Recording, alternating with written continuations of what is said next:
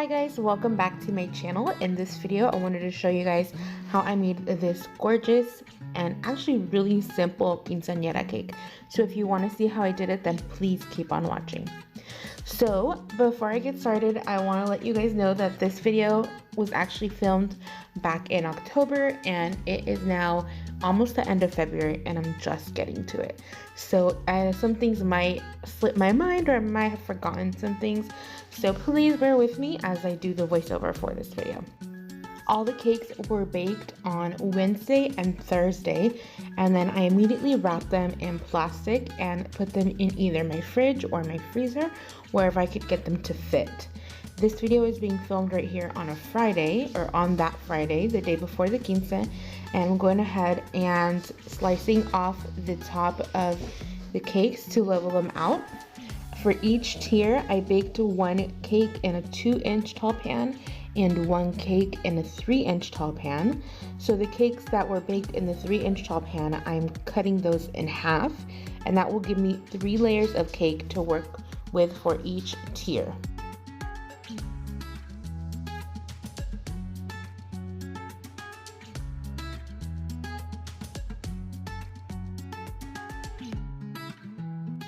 I am now getting started on making my raspberry filling. This is a mix of homemade raspberry curd mixed with a tube of store-bought raspberry curd that I get from my local restaurant supply store. And then I'm mixing it with some pastry pride, which is what I used to decorate this whole cake with. So I'm mixing that and it honestly makes just a really delicious raspberry filling for my cake.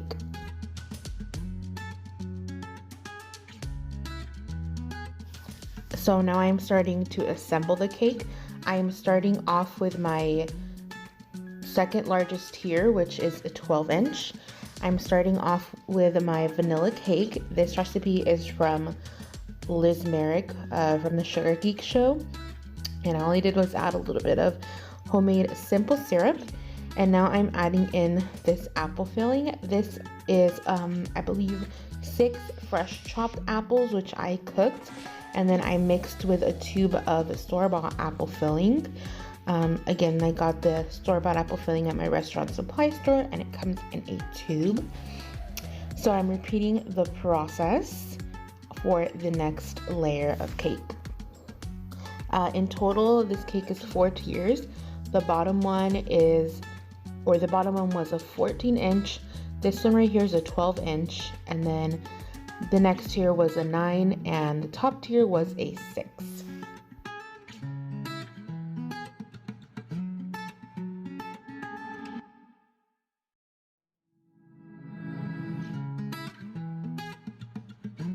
And here I am filling the little 6-inch cake, which was also an apple filling. I was gonna put caramel, and you'll see in a different shot, I actually had a caramel sauce that I was gonna use. See, there's the caramel sauce, but I totally forgot to use it, so it's whatever. The cake was still delicious. And then also, guys, the stand that I was using to hold my phone broke while I was filming this video, and so the angle that it is right now is actually just like in my fruit basket on some bananas. So that's why the angles get really bad in this video. So I apologize for that as well. I have since gotten a better camera and I'll hopefully be coming out with some more videos soon, and those will be on my new camera stand. Okay, so now I'm working on I believe this is the 9-inch cake.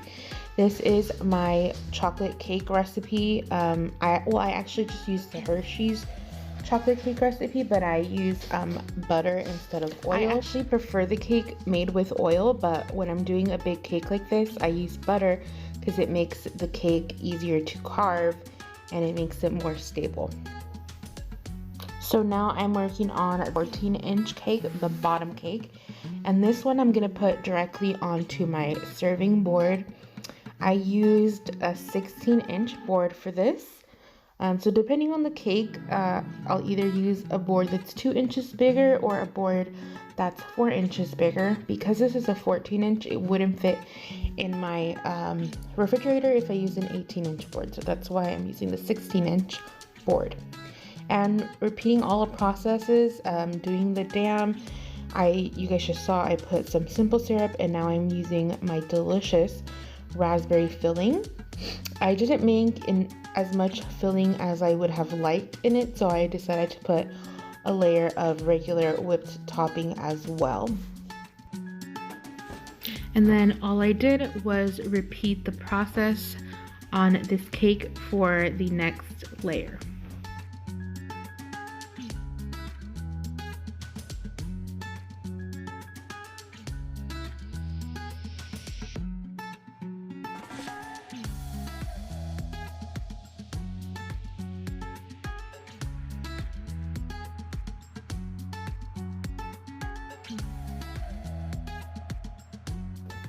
Okay, so here is where the lighting gets super weird, and I don't know what or why. I think the pastry pride was so freaking white, and I was right next to my big glass door, so for some reason the lighting gets really weird and blinding at some points, so I apologize for that. As you guys can see, I'm using the pastry pride in the pink carton. Not by choice, because I much prefer the one in the purple carton, which is the Pastry Pride Premier.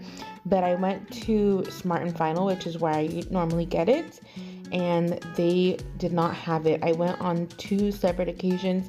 They did not have the purple one, so I had to bite the bullet and use the pink one, which I hadn't used in a pretty long time, since I switched to using the purple one only, but I did okay.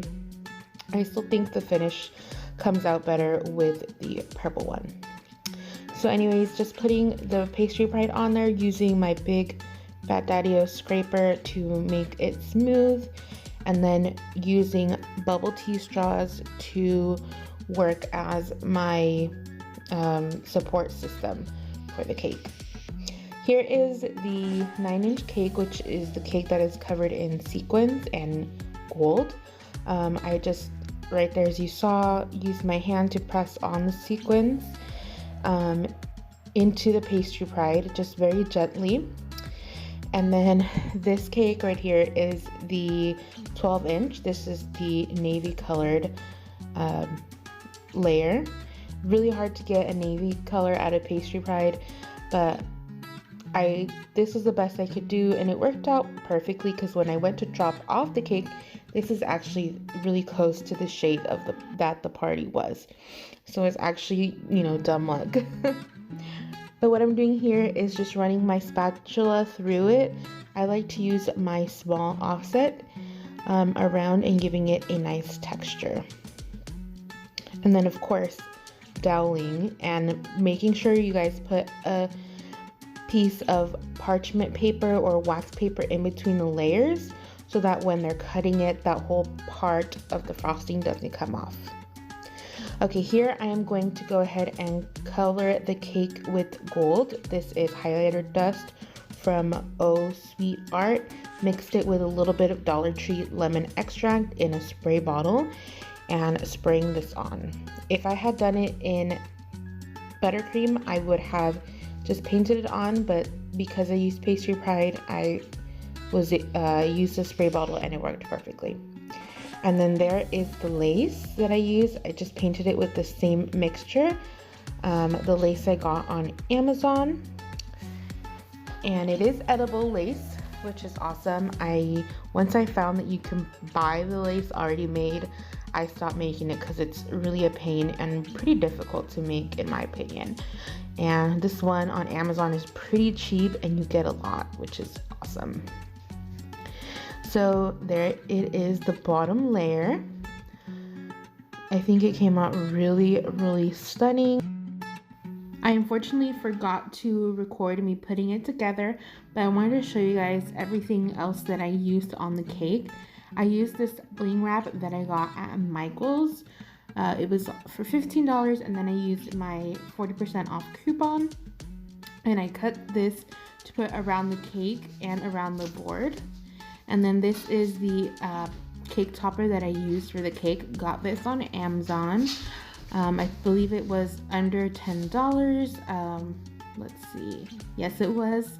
$9. And then these are the sprinkles that I used for the sequin cake.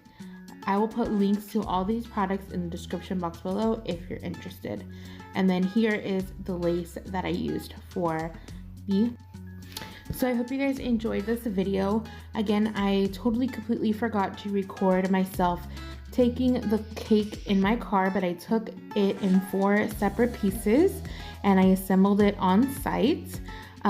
When I got there, then I did the blue border that you see at the bottom. I put on the gold bling wrap and the cake topper, and then put on these fake flowers that I got at Michael's.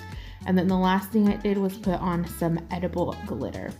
And guys, I feel like this video doesn't even do it justice because it was so stunning in real life. So I hope you guys enjoyed this video. Please like, comment, and subscribe, and I will see you guys in the next one. Thanks.